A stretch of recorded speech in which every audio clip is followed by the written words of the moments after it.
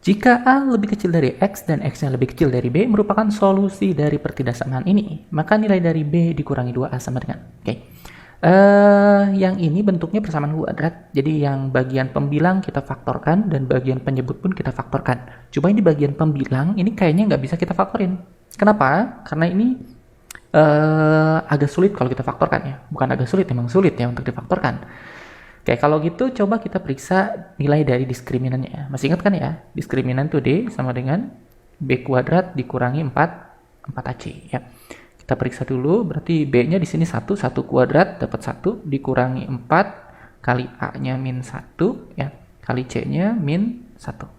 Oke, hasilnya sama dengan 1 min 4 kalikan min 1 dapat 4 kalikan min 1 dapat min 4. 1 dikurangi 4 dapat min 3. Min 3 itu lebih kecil dari 0. Berarti ini di sini diskriminannya lebih kecil dari 0. Kemudian kita periksa juga bagian yang A-nya atau koefisien dari X kuadrat. Di sini A-nya itu negatif. A-nya kurang dari 0. Kita punya A-nya kurang dari 0 dan D-nya kurang dari 0. Ini ciri-ciri dari definite negatif. Ya, definite negatif itu maksudnya berapapun nilai X yang kita substitusikan ke persamaan yang di atas ini, itu nilainya akan selalu negatif.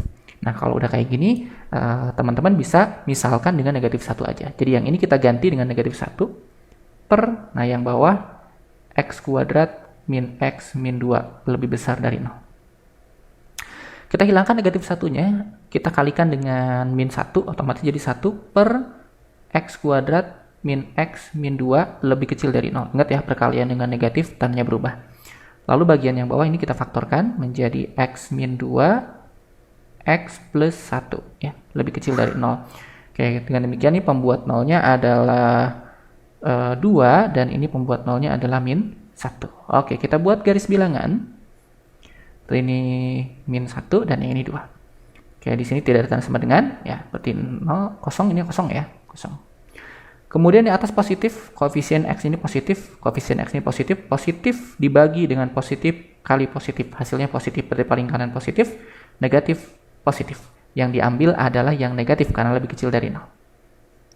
Oke, berarti min 1 lebih kecil dari X dan X-nya lebih kecil dari 2. Oke, ini katanya A lebih kecil dari X, X-nya lebih kecil dari B, berarti A-nya adalah min 1 dan B-nya adalah 2. Oke, kita masukkan ke sini. Di 2 di min 2 kalikan min 1 dapat plus. Seperti 2 plus 2 hasilnya adalah 4. Jadi jawabannya yang B. Jika 3 dipangkat X plus 2 dikurangi 3 pangkat X sama dengan 32, maka 45 pangkat X per 5 pangkat X dikurangi 1 sama dengan. Nah, kita coba otak-atik bagian yang ini ya. Bagian yang diketahui, ini kita pecah 3 pangkat X plus 2 itu menjadi seperti ini. 3 pangkat X dikali 3 pangkat 2 dikurangi 3 pangkat X sama dengan 32. Nah, ini 3 pangkat 2, 9. 3 pangkat X-nya kita coba seperti ini tulisnya ya. Ini 9 tetap kita tulis di 9 dikali 3 pangkat X dikurangi 3 pangkat X sama dengan 32. 3 pangkat X-nya kita keluarkan atau kita faktorkan. Jadi kita tulis seperti ini, 3 pangkat X, 9 dikurangi 1 sama dengan 32. Ya, berarti 3 pangkat X dikali 8 sama dengan 32. Berarti 3 pangkat X sama dengan 32 bagi 8 dapat 4. Ya, udah dapat 3 pangkat X-nya adalah 4. Berikutnya yang ditanyakan adalah ini, kita coba jabarkan 45. 45 itu kan 9 kalikan 5 ya. 9 kalikan 5. Jadi kita tulis seperti ini, 9 kalikan 5 di pangkat X per yang bawah. Ini kita pecah menjadi 5 pangkat X dikali 5 pangkat negatif 1 ya.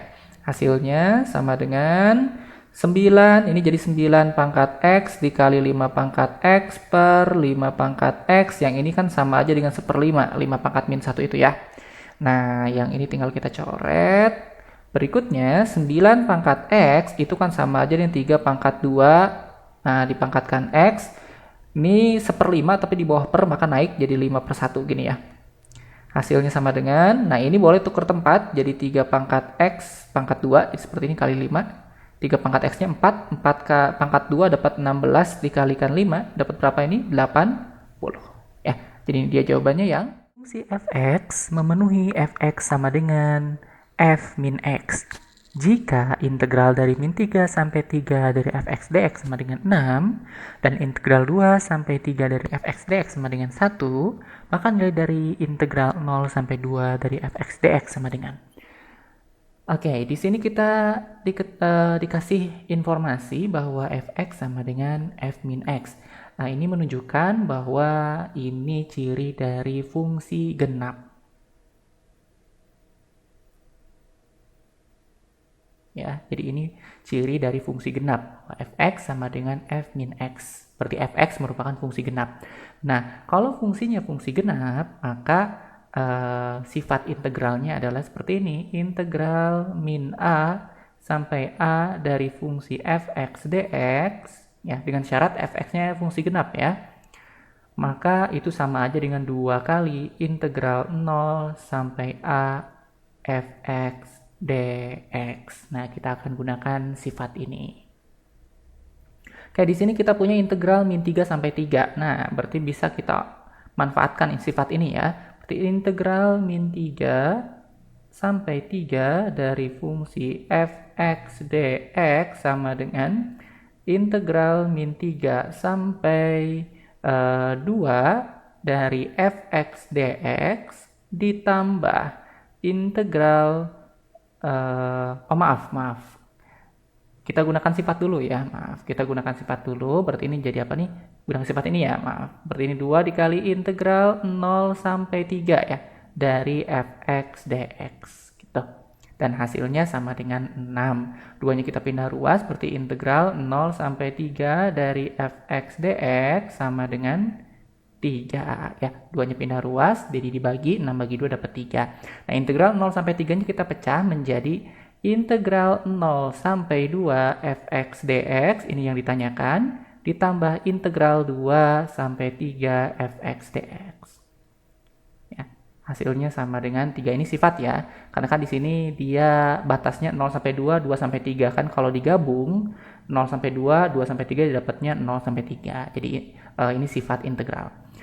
Oke, berarti yang integral 2 sampai 3 itu kan dapatnya 1. Satunya kita pindah ruas ke kanan, jadi 3 kurangi 1 dapat 2. Jadi integral 0 sampai 2 fx dx hasilnya sama dengan 3 kurangi 1 hasilnya 2. Ini dia jawabannya yang B. Ya, di soal kali ini kita punya 4 garis ya. Ada 2 garis sejajar dan ada 2 garis yang saling berpotongan ini ya, yang nggak sejajar lah intinya ya. Yang ditanyakan adalah berapakah nilai X-nya.